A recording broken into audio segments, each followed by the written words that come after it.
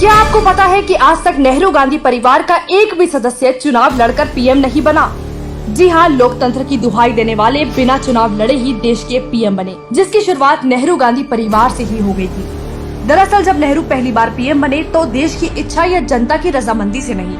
1946 में कांग्रेस ने पार्टी के अध्यक्ष के लिए एक आंतरिक चुनाव किया, जो स्वतंत्र भारत का पहला प्रधानमंत्री बनता। इस बैठक में गांधी जी, नेहरू, सरदार पटेल, आचार्य कृपलानी, राजेंद्र प्रसाद, खान अब्दुल गफ्फार सहित कई बड़े कांग्रेसी नेता शामिल थे। और क्योंकि गांधी जी चाहते थे कि पंडित नेहरू ही कांग्रेस के अध्यक्ष बने, इसलिए 15 में से 12 समितियों द्वारा सरदार पटेल को प्रधानमंत्री के तौर पर चुनने के बावजूद गांधी जी ने नेहरू को अध्यक्ष बना दिया और वो देश के पहले प्रधानमंत्री बन गए, जबकि उन्हें एक भी समर्थन नहीं मिला था। देश में परिवारवाद का सबसे पहला बीज बोने वाले नेहरू ही थे, जिन्होंने अपने जिंदा रहती ही अपनी बेटी इंदिरा गांधी को आगे बढ़ाया।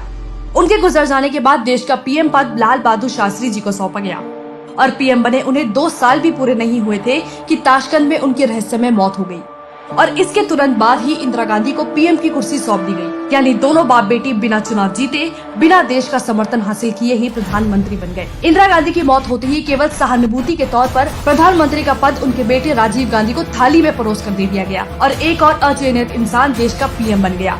क्या ये देश के लोकतंत्र के साथ खिलवाड़ नहीं था?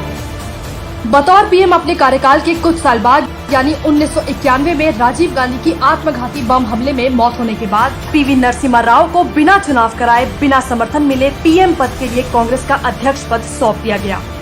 और फिर इसी पैटर्न को आगे बढ़ाते हुए साल 2004 में सोनिया गांधी की कठपुतली मनमोहन सिंह को पीएम बनाया गया, जिन्होंने लोकसभा चुनाव तो दूर एमसीडी चुनाव तक नहीं जीता था।